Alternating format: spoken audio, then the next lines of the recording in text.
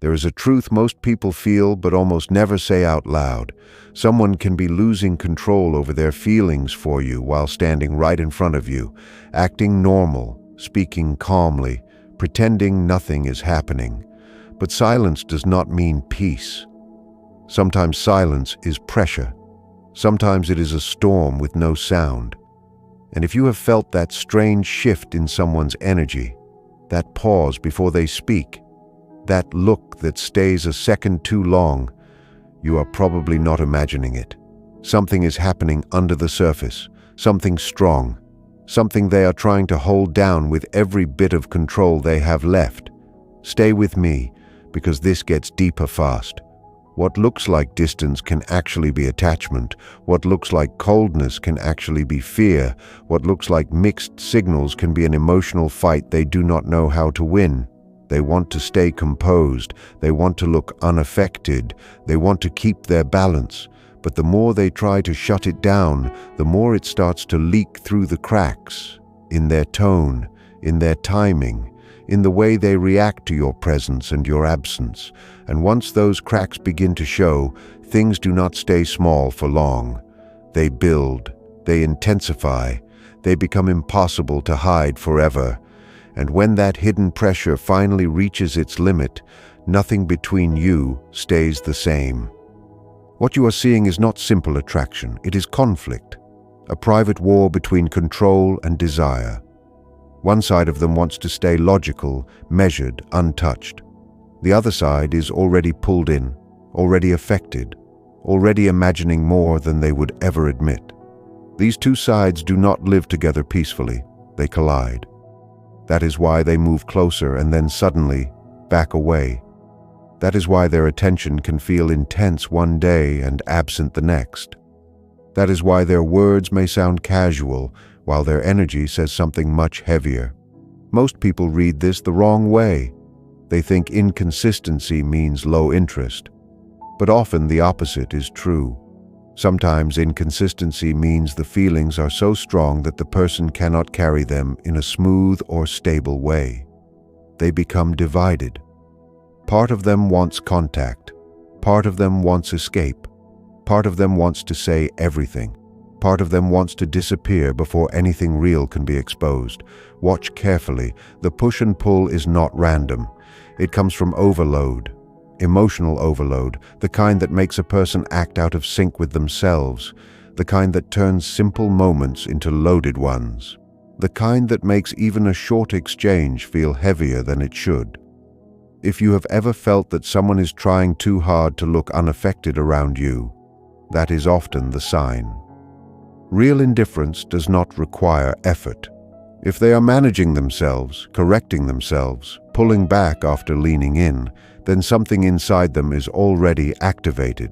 When feelings are not expressed, they do not fade politely into the background. They compress, they gather weight, they become pressure, and pressure always looks for a release. But release does not always arrive as sweetness or honesty. Sometimes it comes out sideways, as irritation, as coldness, as sudden distance, as strange mood shifts that do not seem to match the moment. This is why a person can care deeply and still act confusing, not because they want to play games, but because they do not fully understand what is happening inside them. Something about you unsettles the structure they normally live by. You represent emotional exposure. You represent a place where they cannot stay fully defended. And that frightens them. Not necessarily because of who you are, but because of what they feel themselves becoming around you. They may start checking for your presence without meaning to. They may notice whether you are near, whether you replied, whether your energy changed, whether your attention moved somewhere else. They may deny all of this if asked directly. But denial does not always mean deception. Sometimes it means the truth is too uncomfortable to admit, even to themselves. And that is what makes this so intense. The deepest lies are often the ones people tell themselves so they can keep functioning. This is nothing. It will pass. I am fine. I do not care. but the body tells on them. The energy tells on them. Their reactions tell on them long before their words ever do. That is why their behavior starts feeling like a contradiction you cannot decode. One moment they seem pulled toward you, the next moment they create distance like they are trying to save themselves from something. And in a way they are. They are trying to save the version of themselves that felt safe before this became real. Because once strong emotion enters the picture, control starts slipping. Slowly at first, then all at once. They begin replaying small moments. They overthink little details. They read into pauses, looks, timing, tone. They attach meaning to things you may have forgotten 2 minutes later, not because they are irrational, but because their mind is trying to solve the disturbance. They want to understand why you affect them this much, why your presence lingers after you leave, why your absence feels louder than it should, why one look, one message, one brief moment can stay with them for hours. Stay with me here, because this is where people usually miss the truth. You are not the puzzle. Their own emotional repression is the puzzle. You did not create the whole storm. You activated something that was already waiting underneath. Maybe an old wound, maybe a fear of losing control, maybe a need they buried a long time ago, maybe a softness they do not trust. Whatever it is, your presence touches it, and once that happens, they cannot simply switch it off. They can resist it, they can rename it, they can run from it, but they cannot make it unreal. This is where the inner split becomes stronger. One side becomes colder, more controlled, more careful. The other side becomes more attached, more reactive, more hungry for contact. These two parts start competing. That competition creates the mixed rhythm you feel. They almost reveal something, then shut down. They almost move closer, then retreat like nothing happened. They almost let the truth show, then cover it with distance, silence, or a flat expression. But those are not random mixed signals. Those are internal collisions, a clash between who they think they should be and what they are actually feeling. And the harder they try to suppress it, the more obvious the strain becomes. You may see it in their overcorrection, in how carefully they choose their words, in how they watch themselves around you, in how a normal moment suddenly feels charged for no clear reason. They are not just talking to you anymore. They are managing themselves in real time. They are monitoring tone, eye contact, body language, closeness, reaction. That level of self-control is exhausting. It cannot be maintained forever. And once mental fatigue begins, the mask starts slipping in small but undeniable ways. A reaction that is a little too strong, a silence that feels too loud, a glance that carries more than they meant to reveal, a tone shift with no easy explanation. These are not accidents, these are leaks, signs that something inside them is under pressure and struggling to stay contained. And the more they notice their own loss of control, the worse it gets. Awareness increases the pressure. Before, they could pretend nothing serious was happening. But once they start seeing the pattern in themselves, once they realize they are thinking about you more than they expected, reacting more than they intended, watching more than they meant to, then the conflict becomes impossible to ignore. Now they are not just feeling it, they are aware that they are feeling it. That creates a new fear. The fear of being seen as affected, seen as vulnerable, seen as someone who is no longer fully in control of their own emotional world. So they defend harder, they pull back more sharply, they become less predictable. They may even seem colder than before. But that coldness is often not emptiness, it is defense, it is armor put on too late. Because underneath it, the attachment is still alive, the tension is still growing, and every attempt to act normal starts costing more energy than before.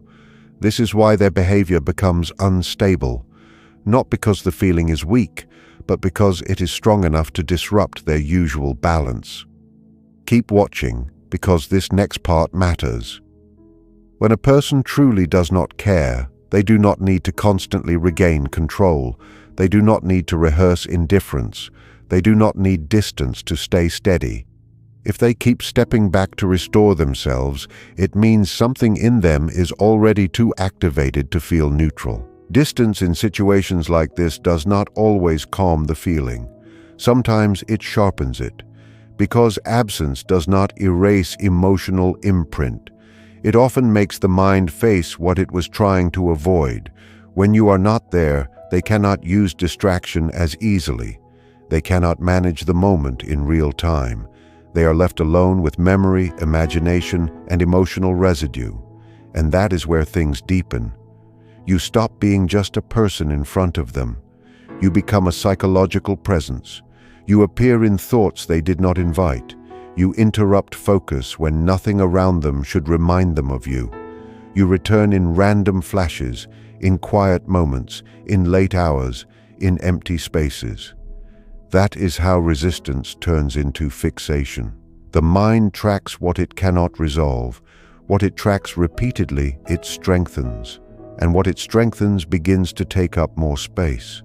So now they are not only feeling something, they are reinforcing it. Every replay of a conversation, every remembered glance, every imagined scenario, every time they ask themselves why this matters so much. All of it builds the emotional loop, and the harder they try not to care, the more effort they spend on the very thing they claim means nothing. That is the trap.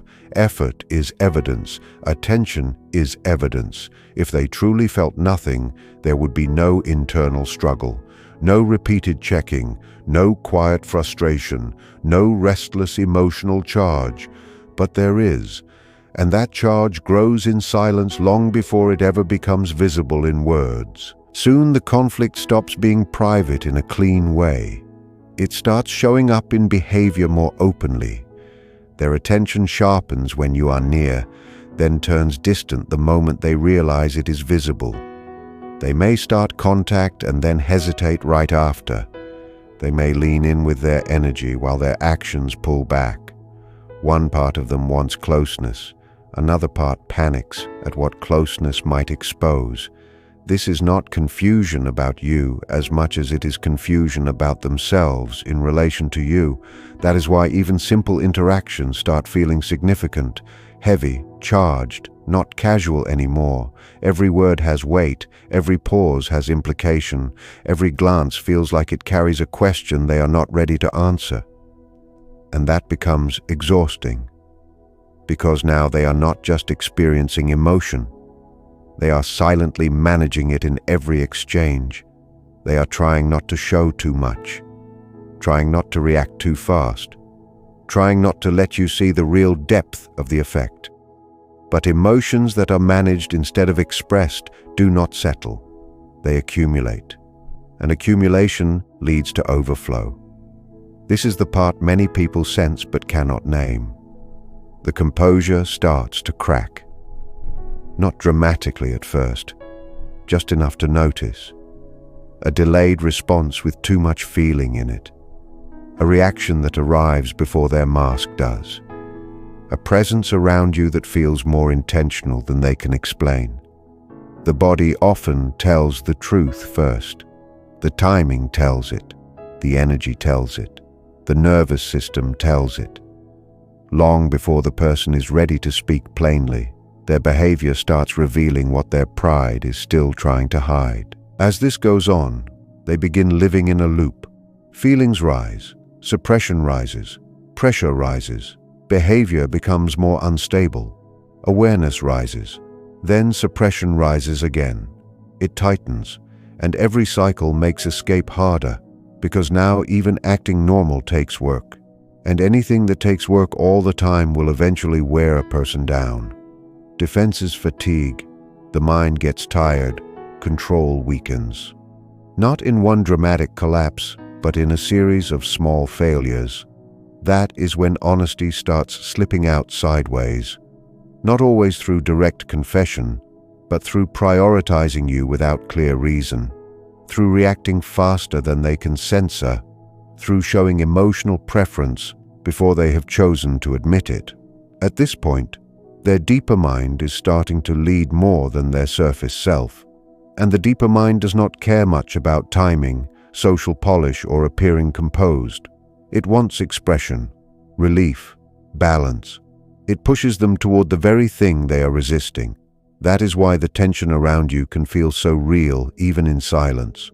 Something is being communicated, not clearly, not cleanly, but unmistakably. And this is where many people misread the situation.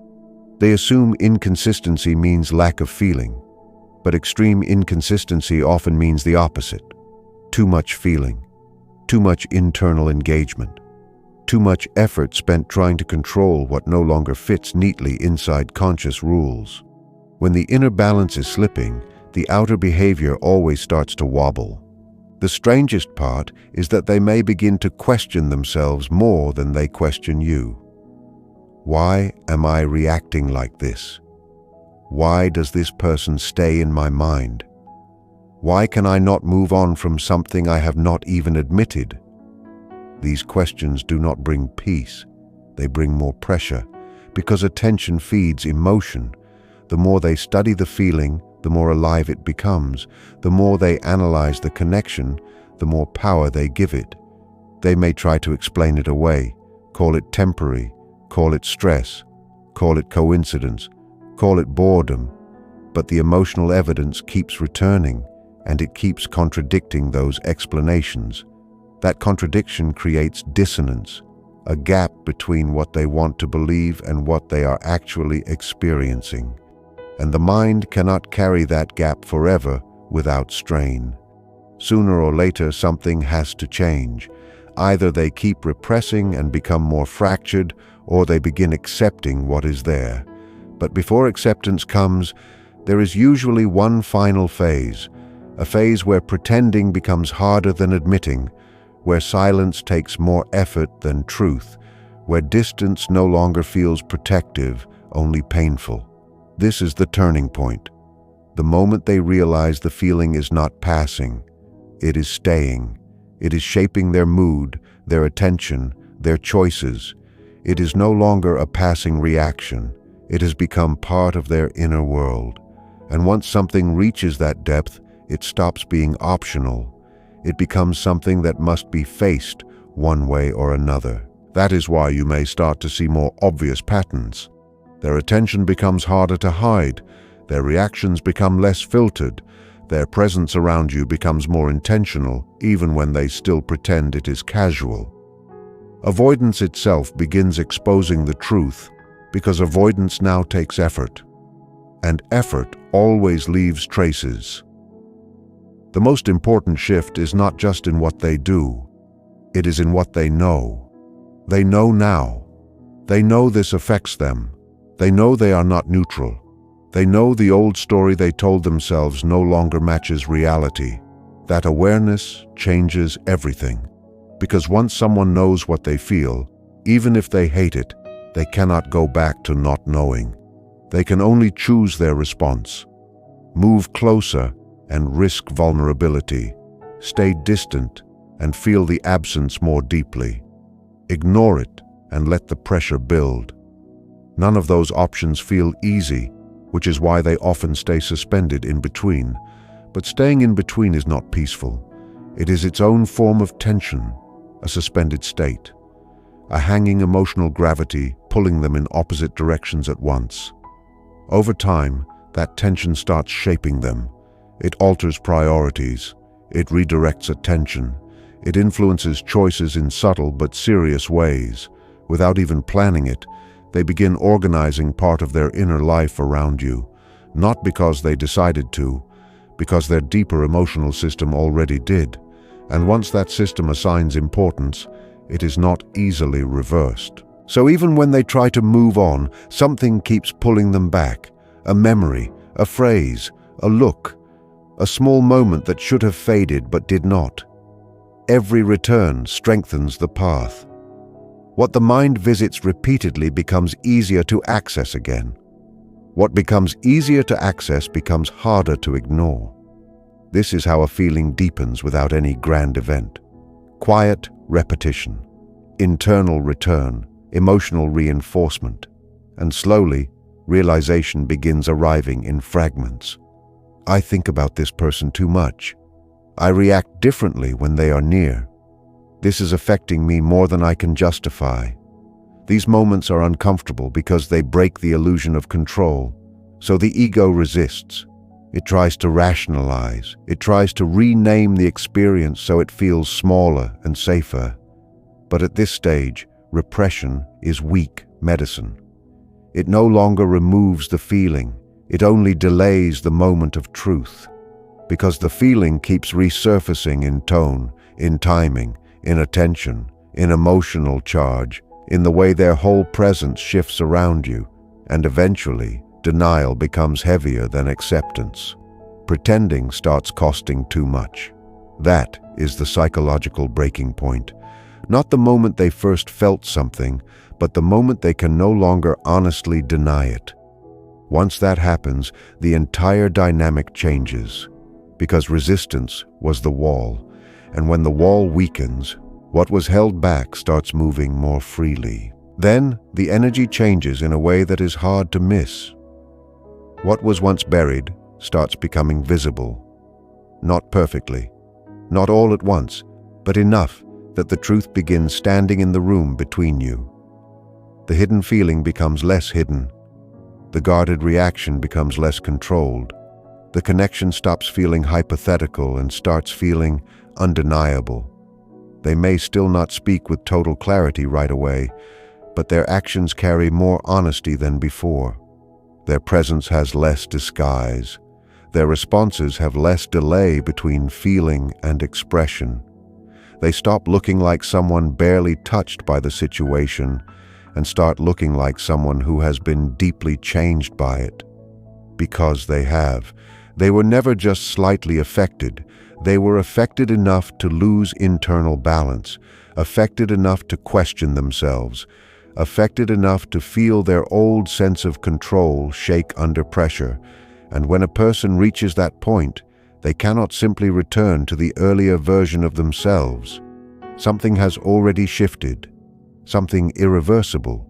The old emotional neutrality is gone. In its place is exposure, awareness, a truth with weight. And once that truth rises high enough, it begins demanding expression. Maybe not in a perfect confession, maybe not in a neat moment, but in some form it comes out. It has to. Because what has moved into the deeper layers of the mind does not stay buried forever.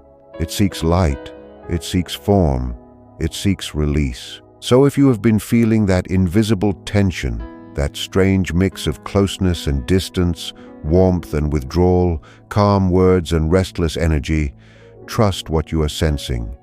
Not every signal means something deep, but when the pattern repeats, when the pressure is consistent, when the behavior keeps betraying the mask, there is usually a real conflict underneath it. They are not just dealing with you, they are dealing with what you awaken in them. And that is why this can feel so intense without ever being spoken clearly. You are witnessing someone trying to stay composed while something much stronger keeps rising through them. They can stall it. They can hide it for a while. They can act normal. They can disappear and come back. They can deny, delay, distract, and resist. But if the feeling has reached the deeper mind, time does not erase it easily. Silence does not erase it. Distance does not erase it. It only changes the form it takes while it grows. And sooner or later, one truth becomes impossible to outrun. You are no longer just a passing thought in their mind. You have become a living emotional presence inside them. That is why they feel split. That is why they seem unstable. That is why control keeps slipping through their hands. And that is why what they are trying hardest not to feel is exactly what keeps becoming stronger. If you have made it this far, then you already understand the real story. What is hidden is not always weak. Sometimes what is hidden is the most powerful thing in the room.